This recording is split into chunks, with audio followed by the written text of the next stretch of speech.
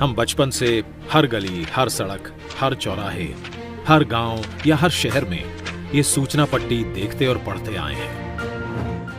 हमने ये भी देखा है कि एक सड़क बनने के बाद संबंधित विभाग को याद आता है कि यहां तो ऑप्टिकल फाइबर लगाना बाकी था, या कुछ दिनों बाद गैस पाइपलाइन बिछाने के लिए फिर से खुदाई शुरू हो जाती है। कहीं सड़क और रेल तो पहुंच जाती है, लेकिन इन दोनों को जोड़ने के लिए आवश्यक लास्ट माइल कनेक्टिविटी नहीं पहुंच पाती। इन सभी के पीछे सबसे बड़ा कारण है कि अलग अलग विभाग अलग अलग काम करते रहते हैं, और इन सब का परिणाम प्रोजेक्ट के पूरा होने में देरी, लागत में वृद्धि और आम जनता को परेशानी। ऐसा भी देखा गया है कि एक प्रोजेक्ट तो पूरा हो गया, लेकिन दूसरे प्रोजेक्ट के साथ कोऑर्डिनेशन के अभाव से जनसामान्य को उसका पूरा लाभ नहीं मिल पाता है। आइए इसे एक उदाहरण द्वारा समझते हैं। एक फर्टिलाइजर प्लांट तो स्थापित हुआ, लेकिन उस तक गैस पाइपलाइन की व्यवस्था नहीं की गई। गैस पाइपलाइन की अनुपलब्धता के कारण वो प्लांट पूरी तरह से उपयोग में नहीं लाया जा सका, जिससे करोड़ों की लागत से बने उस प्लांट का पूरा लाभ जन सामान्य तक नहीं पहुंच सका। इसी प्रकार सड़क निर्माण का काम कई एजेंसियां करती हैं। जैसे प्रमुख राजमार्गों का निर्माण NHAI करती है। इसके बाद आगे की सड़क का निर्माण राज्य PWD करती है।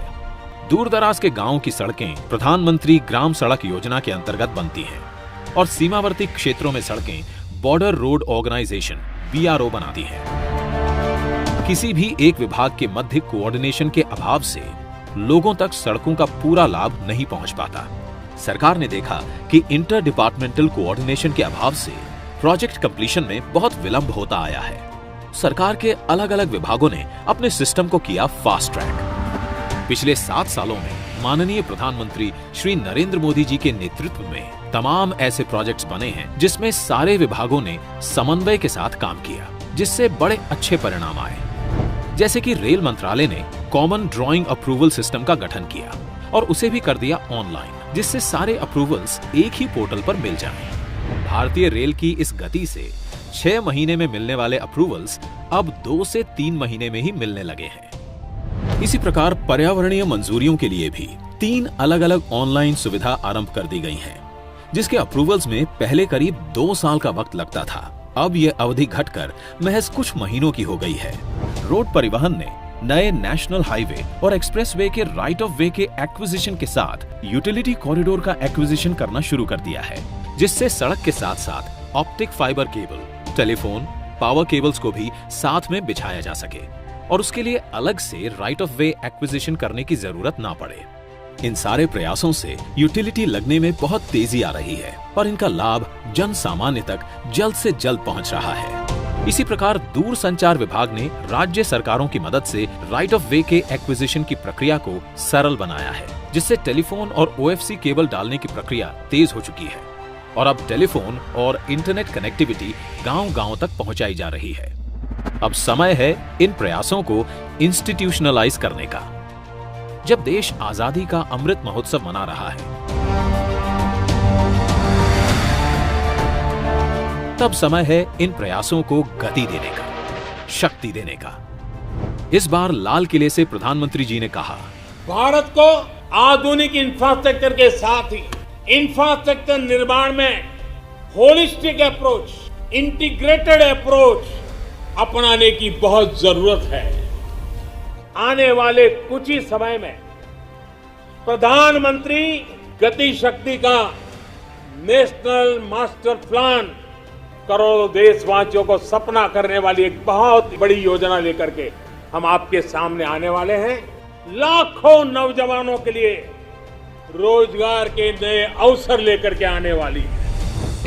विकास में गति की नई इंटीग्रेटेड और होलिस्टिक अप्रोच की शक्ति, यानी कि प्रधानमंत्री गति शक्ति, national master plan for multi modal connectivity.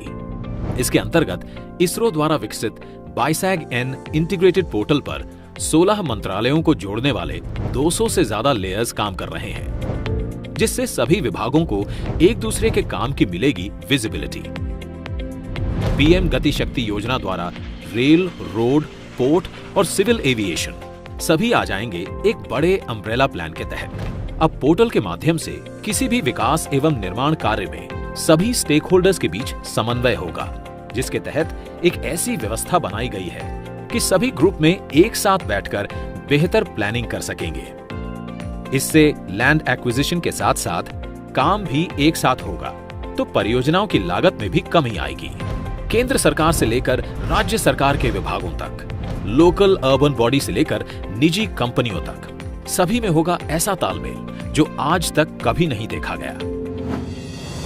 National master plan से न केवल विभाग बल्कि उनकी योजनाएं भी एक छत के नीचे आएंगी, जिससे उनके अमल की गति बढ़ेगी। इसके कार्य करने की प्रक्रिया को एक उदाहरण द्वारा समझते हैं। अब जब किसी भी बंदरगाह की योजना बनती है तो वो आने वाले अगले 40 से 50 वर्षों को ध्यान में रखकर बनाई जाती है। तो इतनी विशाल स्तर की परियोजना अब सिर्फ शिपिंग मंत्रालय तक ही सीमित नहीं होगी, बल्कि सड़क और रेल नेटवर्क को भी उचित क्षमता के अनुरूप बनाया जाएगा। नेशनल मास्टर प्लान से ये भी पता लगाया जा सकता है कि कहां पर सड़क बनी है और कहां पर नई सड़क के निर्माण की आवश्यकता है। नेशनल मास्टर प्लान में हर मंत्रालय का डेटा निरंतर अपडेट होता रहेगा।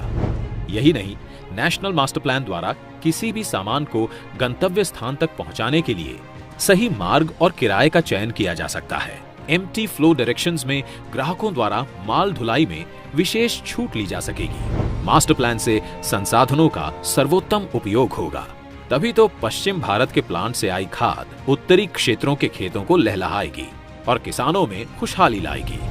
साथ ही नेशनल मास्टर प्लान निवेशकों को बताएगा कि जहां पर वे अपना निवेश करने वाले हैं वहां सड़क और रेल की उपलब्धता कैसी है, इंडस्ट्रियल एरियाज और आसपास का एनवायरनमेंट कैसा है। इससे बिजनेस और रोजगार के अवसर बढ़ेंगे।